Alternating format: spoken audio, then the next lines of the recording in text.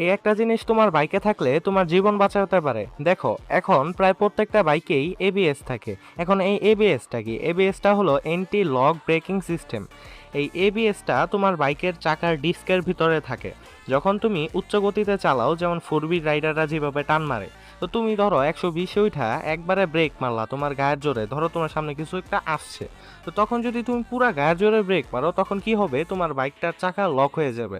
এই লকের কারণে হয়তোবা তুমি স্কিড করে যাকে বাঁচাইতে চেয়েছিলা তাকে তুমি মেরে দিবা, বা তুমি নিজে উল্টায় পড়বা। তো এই যে যে লক হয়ে যায় চাকা, এটাকে বন্ধ করার জন্য এবিএসটা কাজ করে। যখন তুমি গায়ের জোরে ব্রেক মারো, তোমার বাইকে যদি এবিএস থাকে, তাহলে তোমার চাকাটা লক না হয়ে, মানে 1 সেকেন্ডে বারবার ব্রেক ধরবে আবার ছাড়বে, ধরবে আবার ছাড়বে, যাতে চাকা লক না হয়, তবে ব্রেকিংটা হয়। তো এই এবিএস এর কারণে তোমার অ্যাক্সিডেন্টের চান্সটা একবারে 40% কমে যাবে।